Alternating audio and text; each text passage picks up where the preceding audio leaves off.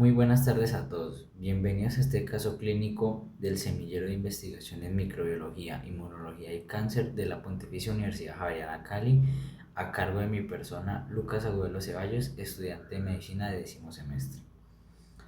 Hoy vamos a analizar un caso clínico enfocado en mecanismos de resistencia bacteriana, específicamente en enterococos resistentes a vancomicina. La idea no es solo responder a la pregunta, sino entender el mecanismo microbiológico detrás de este caso. Para empezar, haré la presentación de este caso. Tenemos una paciente de 42 años con antecedentes de esclerosis múltiple e infecciones urinarias recurrentes que consulta por fiebre y dolor en el flanco. Al examen físico presenta dolor en el ángulo costovertebral izquierdo, lo cual es sugestivo de pielonefritis. Se hospitaliza e inicia tratamiento con vancomicina intravenosa, pero después de 3 días no hay mejoría y el urocultivo reporta Enterococcus fecalis. Ahora la siguiente pregunta es, ¿cuál de las siguientes opciones describe mejor el mecanismo de resistencia antibiótica más probable en este paciente? Siendo A, producción de beta-lactamasa, B, alteración de las proteínas fijadoras de penicilina, C, aumento del flujo a través de las membranas celulares bacterianas, D, alteración de la síntesis de peptidoglicano y E, alteración de los blancos ribosomales. Ahora, en los siguientes que tenemos como pista es que esta paciente presenta pielonefritis causada por enterococos resistentes a la vancomicina BRE. Los enterococos pueden transferir resistencia antibiótica a otras bacterias mediante la transposición de genes VAN codificados en plásmidos. Ahora bien, en este punto debemos integrar la información. Sabemos que se trata de una infección urinaria complicada, probablemente pielonefritis por enterococos fecalis. Pero el dato clave es que no responde a vancomicina, lo que nos orienta a enterococos resistentes a la vancomicina, conocidos como VRE. Esto es especialmente relevante en pacientes con infecciones recurrentes, donde la exposición a antibióticos favorece la selección de cepas resistentes. Así que ahora vamos a proceder con el análisis de las opciones que tenemos sobre los mecanismos. Para empezar, tenemos como la primera opción la producción de beta-lactamasa. La producción de beta-lactamasas es un mecanismo de resistencia en el cual las bacterias producen enzimas capaces de hidrolizar el anillo beta-lactámico de antibióticos como las penicilinas, cefalosporinas y algunos carbapenémicos, lo cual inactiva el antibiótico antes de que pueda unirse a su blanco. Este es un mecanismo muy común en bacterias gram negativas como la Escherichia coli, productora de BLE. Sin embargo, la vancomicina no posee un anillo beta-lactámico, por lo que este mecanismo no afecta su acción. La siguiente opción que tenemos es la alteración de proteínas fijadoras de penicilina.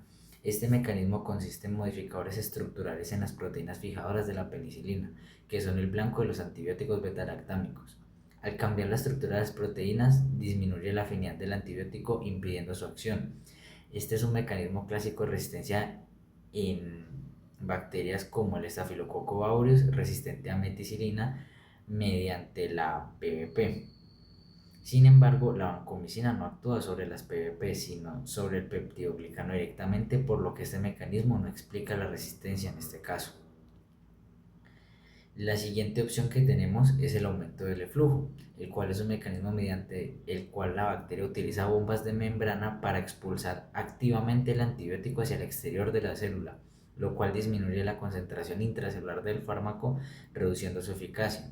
Este mecanismo es frecuente en antibióticos como las tetraciclinas, los macrólidos y las fluoroquinolonas, y se observa en bacterias como las pseudomonas o en algunas cepas de los estafilococos. Sin embargo, no es el mecanismo principal de resistente frente a la vancomicina. Ahora la siguiente opción que tenemos es la alteración de la síntesis de peptidoglicano. Este mecanismo implica una modificación del sitio diana del antibiótico. En el caso de la vancomicina, la bacteria cambia al extremo de alanina por de-alanina de lactato, lo que impide la unión del antibiótico. Este proceso está mediado por genes como el VAN-A y VAN-B, que pueden transferirse entre bacterias mediante plásmidos. Este es el mecanismo responsable de la resistencia en enterococos resistentes a la vancomicina, como es el de este caso. Y la última opción que tenemos es la alteración de blancos ribosomales. Este mecanismo implica modificaciones en el ribosoma bacteriano, específicamente en el ARN ribosomal, lo que impide la unión de antibióticos que actúan inhibiendo la síntesis de proteínas.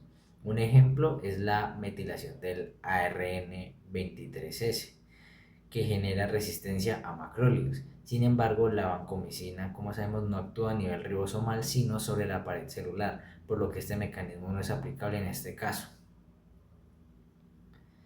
Bien, para tener en cuenta al momento de responder esta pregunta, tenemos que saber cuál es el mecanismo de acción de la vancomicina. Como comenté, la vancomicina es un antibiótico glicopéptido que actúa inhibiendo la síntesis de la pared celular bacteriana. Lo hace uniéndose al extremo de alanina de los precursores del peptidoglicano en bacterias gram positivas, impidiendo la formación adecuada de la pared celular, como es el caso del Enterococcus fecalis. Y el mecanismo de resistencia también debemos tenerlo presente. Como comenté, en los enterococos ocurre una modificación del sitio diana. La bacteria adquiere los genes VAN A o VAN B, generalmente ubicados en plásmidos, lo que permite su transferencia horizontal entre bacterias.